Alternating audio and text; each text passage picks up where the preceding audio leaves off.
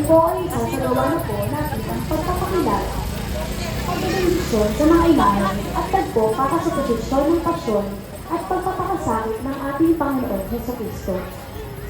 Inulat po natin sa mga apostol ng ating Panginoon at ang mga ebanghelista.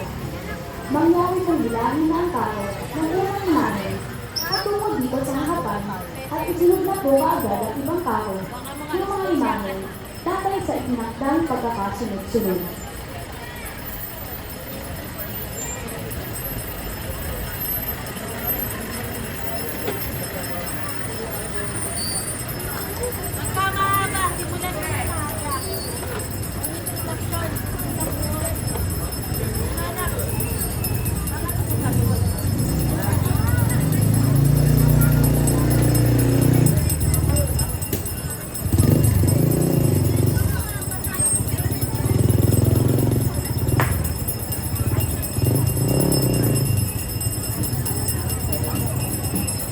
San Pedro Apostol, mula sa Bethsaida, Galilea, si San Pedro ay isang mangingisda, kapatid ni San Andres, at siyang pinakapinuno ng 12 apostoles ng Panginoong Jesucristo. Ang imahe ni San Pedro ay isa sa mga sinaunang imahe ng ating parokya na nasa pangangalaga ng pamilya Eliseo.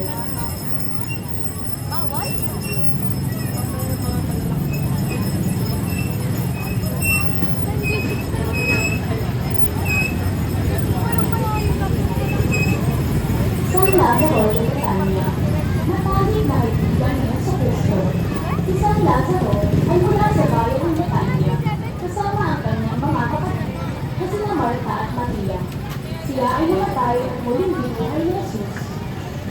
Ang imahe ni San Lazaro ay nasa pangangalaga ni Ginang Levi Cabago at pamilya.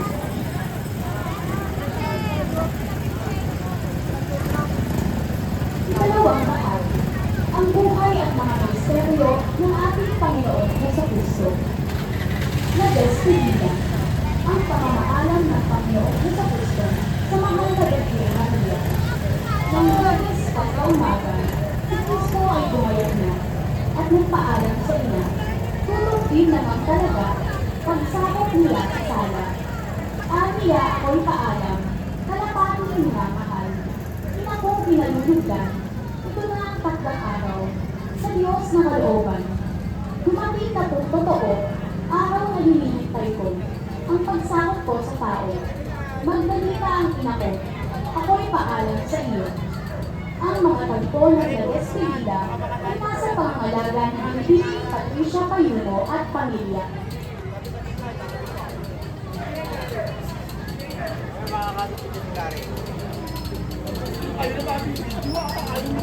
Ang huling hapunan. Ang huling hapunan, tinatawag ng hapunan ng Panginoon o hapunang mistiko, ay ang huling pagkain ni Jesus na kasalo niya ang 12 alagad at iba pang mga disipulo bago ang kanyang kamatayan. Ang pasong ang huling hapunan ay nasa pangangalaga ni Ginang Janet D. Reyes at pamilya.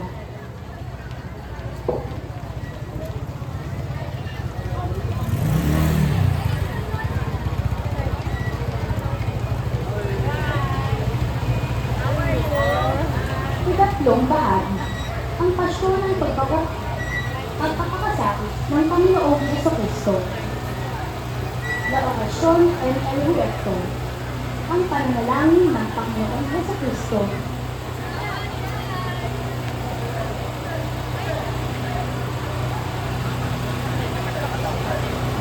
Sa kalamanan ng Getsemani,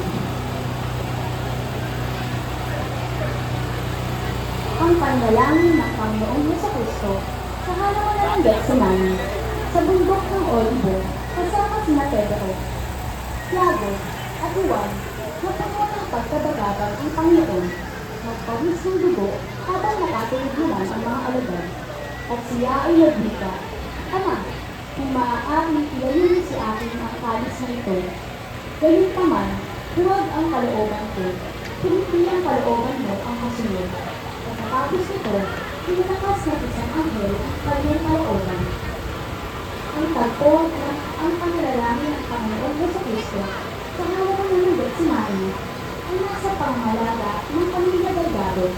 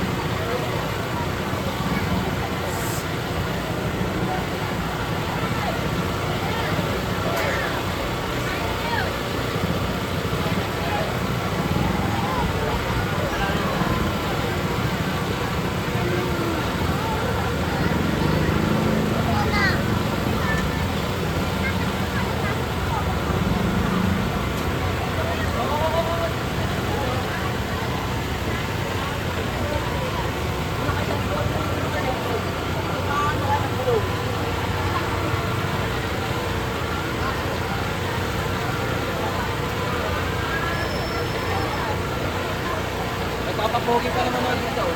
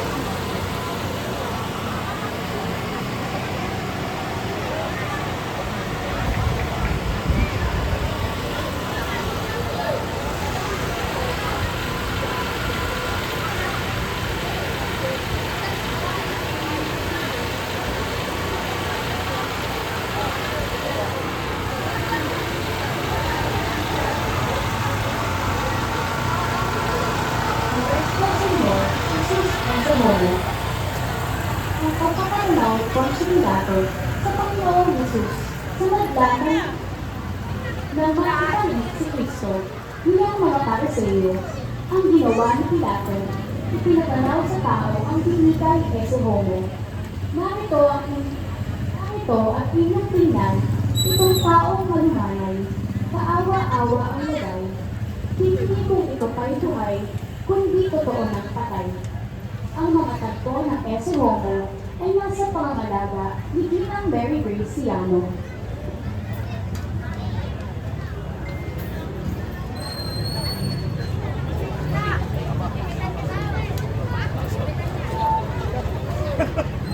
Nuestro Padre Jesus Nazareno, ang pagkakasan ng Panginoong sa Kristo ng Cruz, nabatasan ng matapos, iyong sentensya kay Jesus, ang mga terceros, inaatan na ang krus ang upang kumikilahot ang totoong kakabaan niyong krus na tinapasan nagiging kalipakan. Ito naman ang bilang ng kalipakan kahalang. Ang tipong na inang Senyor Nazareno ay nasa pangangalaga ng pamilya Castro. Ika-apat na bahagi, ang mga kalalakihan at kababaihan ng mga disipulo, tagasunod o alagad ng Panginoong Jesucristo. Santa Maria de Betania, gaya ng kanyang mga kapatid na San Lazaro at Santa Maria na taga Betania, si Santa Marta ay kilala din bilang matalik na kaibigan at tagasunod ni Jesus.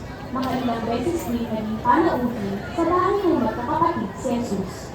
Ang antigong imahe ni Santa Marta ay nasa pangangalaga ng pamilya Sana.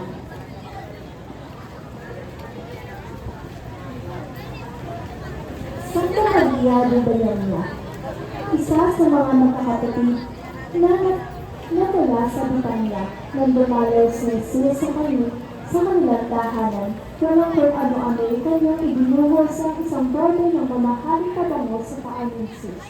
At pinahirapan ito ng kanyang buhok. Ang imahe ni Santa Maria ng Bitanya nasa pangangalaga ng pamilya Fernandez.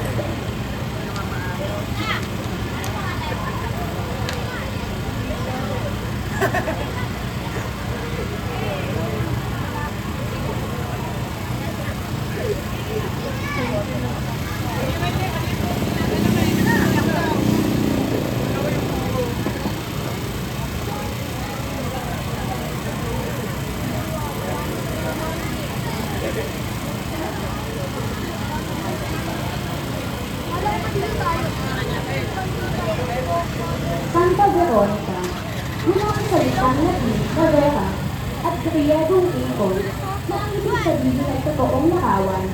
Hango sa pangalan ni Santa Veronica, sinasabing siya ang babaeng nagpangit ng kanyang birang sa mukha ni Jesus at doon himalang naiwan ang larawan ng mukha ng Panginoon.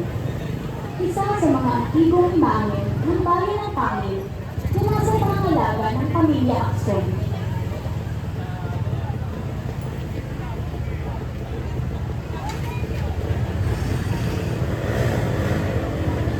Santa Maria Madre Juan de Marcos, isa sa mga babaeng tagasunod ni Jesus na ina ni San Marcos. Sinasabing sa kanyang tahanan naganap ang mga pagtutulong ni Jesus at kanyang mga alagad at ang hulong hapunan. Ang imahe ni Santa Maria, ina ni Juan Marcos ay nasa pangangalaga ng pamilyang Olarte Aguilar.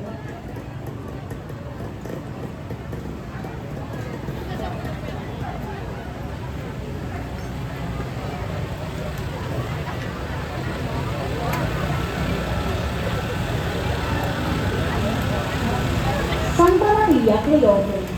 Sa kadahilanan siya ay asawa ni Cleopas, nakilala siya bilang si Santa Maria Cleofe, ngayon ni Santiago Menor at San Judas Tadeo, at iba pa.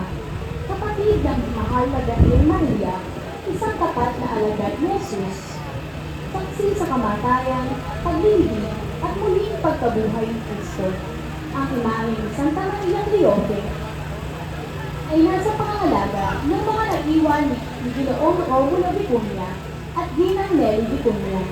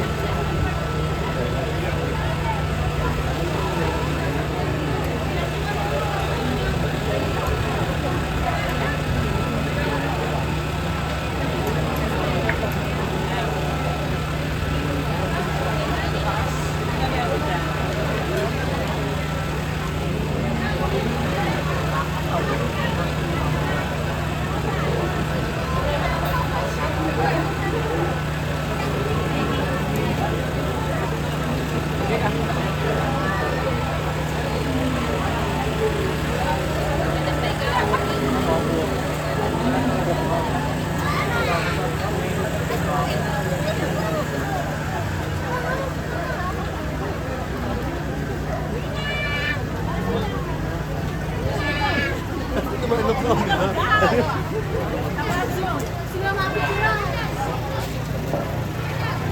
Santa Maria Salome, asawa ni Zebedeo at ina nila Santiago Mayor at San Juan Evangelista. Isa siya sa mga banal na babaeng tagasunod ni Jesus. Mula pa sa kanya ang pangangaral hanggang sa siya'y mahatulan at mamatay at muling nabuhay. Isa sa mga antigong imahen ng ating parokya na nasa pangangalaga ng pamilyang Akilan.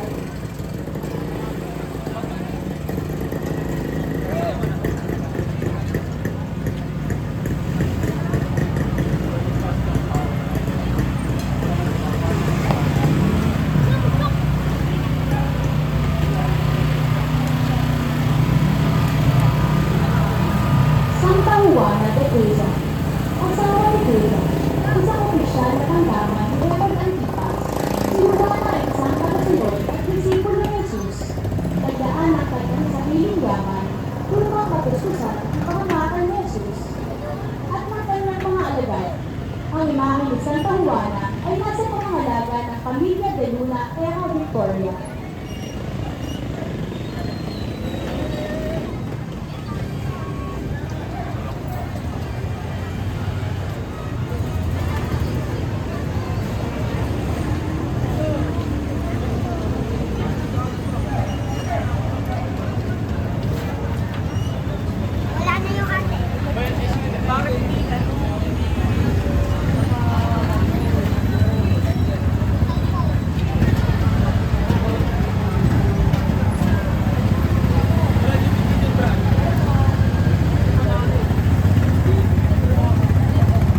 Santa Maria Magdalena, mula sa bayan ng Magdala, si Santa Maria Magdalena ay tapat na disipulo ni Cristo. Mula sa kanya, pinalayas ang 7 demonyo at sila ay mabuting tagasunod ni Jesus. Sa kanyang paglalakbay sa Jerusalem, si Santa Maria Magdalena ay isa sa mga sinaunang imahen ng ating parokya. Nasa pangangalaga ni Elizabeth Lamela at pamilya. San Juan Evangelista y Apostol. Si San Juan ay isang mangingisda na anak nila Zebedeo at Santa Salome at kapatid ni Santiago Mayor, isang tagasunod ni San Juan Bautista.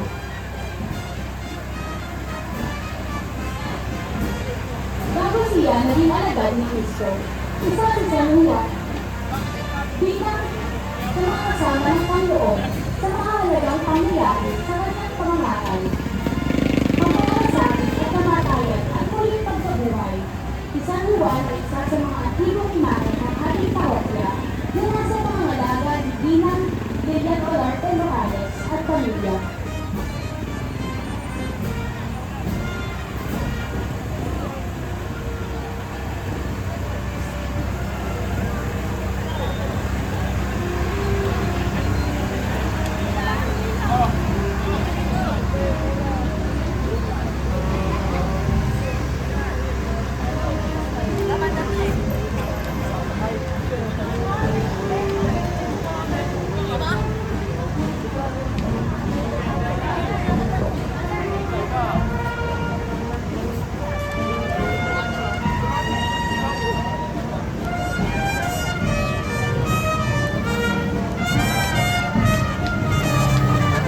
Mother de la Rosa. Ang Mother de la Rosa ay kilalanin bilang isang nagdadalamhati ay isang titulo ng mahal na Birhen Maria na may kaugnayan sa mga hapis o dalamhati sa kanyang buhay. Ito ay nabanggit ni Maria ni Senyor sa kanyang kapisiyan ng inalay ni Jesus sa templo. Tandaan mo, ang batang ito ay nakatalaga at ikapapahamak o ikaliligtas ng marami sa Israel.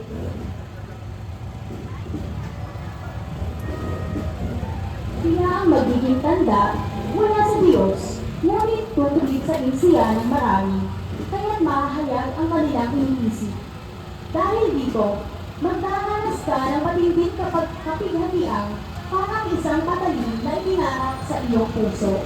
Ang mga Teodorosa ay isa sa mga antigong inahin ng ating